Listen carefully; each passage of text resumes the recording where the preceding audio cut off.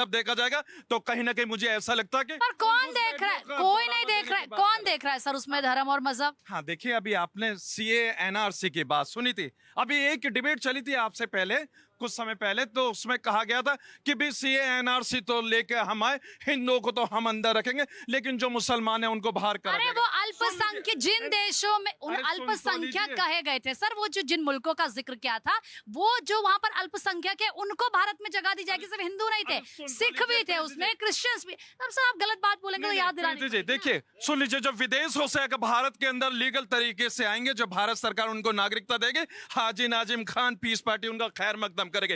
लेकिन जो ऑलरेडी भारत के अंदर घुसपैठिया मौजूद है, चाहे वो किसी भी समुदाय के हो, घुसपैठिया तो घुसपैठिया होते हैं, लेकिन घुसपैठिया को ये कह देना कि भी अगर हिंदू समाज के तो उनको सीए एनआरसी के द्वारा अंदर ला दिया जाएगा, ऐसा नहीं चलेगा देश के अंदर। ऐसा नहीं है ना सर, ऐसा ऐसा है क्या? नहीं कहा गया है। देखिए हाजी भाई देर से आए हैं पर दुरुस्त नहीं आए।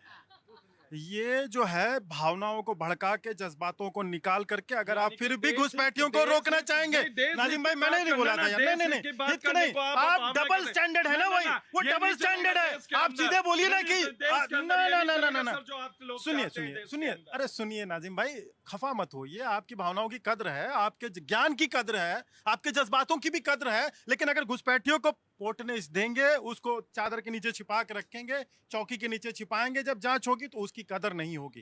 देखिए एक इन्होंने बड़ा लाजमी, नाजिम भाई ने लाजमी सवाल उठाया कि कैसे होगा। भैया कोविड में अगर इंप्लीमेंटेशन हो गए रूल्स, हमने खोज लिया, हम बंगाल में जीत गए, हमने काम करना शुरू कर दिया, सब्र रखिए और भरोसा कायम रहेगा आपका, गारंटी देता हूं इस बात की। सारे के सारे कॉकरोच निकाले जाएंगे और भगाए जाएंगे। कॉकरोच को यूजुअली किचन में आ जाता है तो हिट मार देते हैं। ये जो दूसरे आए हुए हैं 1,20,00,000 के करीब थे, जब वो अपने आप जा रहे हैं, उनको अगर रोकने के लिए कोई माला और थाली लेके बैठेगा तो फिर उसकी थाली को पीटा जाएगा। ठीक है, आपके पास भी मैं लौट रही हूँ, बात कर लेते हैं लोगों से भी। आप के लिए डिटेंशन सेंटर ये तो अभी बहुत देर कर दिए, इन्हें चुनाव से पहले कर लेना था। चलो देर आए दुरुस्त आए, कम से कम अब इनको आइडेंटिफाई करें और किसी के साथ कोई एहसान नहीं होता, कोई मुरब्बत नहीं होता। अभी अगर जिस भारतीय को नहीं यकीन हो, चाइना बॉर्डर क्रॉस करके देख लीजिए, चाइना बॉर्डर क्रॉस कीजिए, देख लीजिए अगले सेकंड आपको गोली लगेगी, और अगर ज्यादा क्वांटिटी में रहे तो तोप से मारे जाओगे।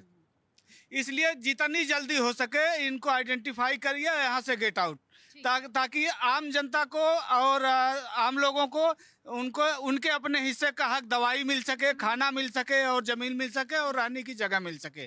जो अवैध लोग आए हैं, जहाँ की आबादी 50 लाख होनी चाहिए, वहाँ ये 1.5 करोड़ आके प्लस हो जा रहे हैं उसमें। ठीक है, आप बताइए। एकदम बिल्कुल सभी घुसपैठियों को बाहर निकालना चाहिए, चाहे कोई भी हो, वो हमारे देश के लिए खतरा है। ठीक है, वो देश के लिए खतरा है। मैडम देखिए, सरकार का जो कदम है वो सराहनीय है, लेकिन सिर्फ कहने से नहीं होगा, करनी और कथनी दोनों में अंतर होता है। आप सिर्फ बंगाल का ही बॉर्डर नहीं है, नेपाल है, बंगाल है, म्यांमार है, पाकिस्तान है, हमारे चारों तरफ बॉर्डर से घुसपैठी आते हैं। लेकिन हम केंद्र सरकार से पूछना चाहते हैं कि आप 12 साल 13 साल हो गया केंद्र में आपका, आप तक अभी भी कह रहे हो घुसपैठिए हैं, घुसपैठिया है क्यों? आप अगर किसी मंत्री का घर बनाना हो, किसी मंत्री का कोई अगर काम हो, तो सालों का काम मिनट में हो जाता है। लेकिन आप देश के लिए, आप मतलब घुसपैठिए भगाने के लिए देश के लिए कब तक ये काम करेंगे? और कब तक ये हमारे देश का जनता उसका भुगतेगा? महंगाई हो, जो भी हो, उस घुसपैठियों। रहा मानवाधिकार का बात, तो जो मानवाधिकार की बात करते हैं, क्या मानवाधिकार सिर्फ घुसपैठियों के लिए है? हमारे जो देश का सेना है उस पर गोली चलाया जाता है, उस पर बम चलाया जाता है और सेना हमारा मर जाता है, उसके लिए मानवाधिकार नहीं है? उसके लिए विपक्ष वाले क्यों नहीं उठते हैं? तो ये सब बातें जो है, विपक्ष का जो नीति है वो सही नहीं है। सरकार तो बीजेपी की है, आप एनडीए की सरकार है, और आप लोगों को काफी समय हो चुका है, 12 साल लग चुके हैं। कितना और समय लगेगा घुसपैठियों को बाहर करने में? घुसपैठियों को बाहर निकालने में बड़ा जायज़ सवाल उन्होंने किया। देखिए अभी आदरणीय अमित शाह जी ने जो है डेमोग्राफिक चेंज पे जो एक स्टेटमेंट दिया है, तो हमारे नेताओं या हमारे पार्टी के मुखियाओं की कोई बात होती है ना, तो वो आधार के साथ होती है। हमने बोला था नक्सल मुक्त करेंगे, अमित शाह जी ने बोला था नक्सल मुक्त करेंगे, नक्सल मुक्त हुआ।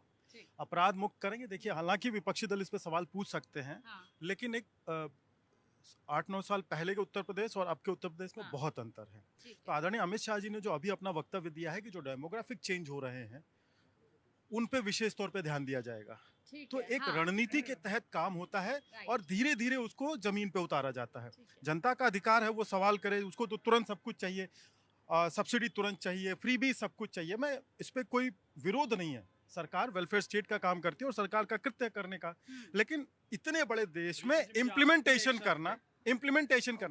इम्प्लीमेंटेशन करना पहले जो 55 वर्षों में जिसका शासन था उन्होंने कितना इम्प्लीमेंट किया और हमारे 12 वर्षों के शासन में इम्प्लीमेंटेशन जो दिखाई दे रहा है, जो आज के बच्चे, जो आज के युवा, जो आज के बड़े देख रहे हैं वो दिखाई दे रहा है, उसमें बहुत अंतर है। ठीक है। हमने जो पहले किया हम आगे भी इम्प्लीमेंट करें। ठीक है, ठीक है, ठीक है सर। हाँ देखिए, मैं अपनी आपत्ति दर्ज कराता हूँ। देखिए, भाजपा के प्रवक्ता ने अभी एक फ्री बीज का इन्होंने, लेकिन देते तो आप ही हैं, लुभाते हैं वोटर को वोट देने के। नहीं, लुभाते तो सभी पार्टियां सुन लीजिए हैं।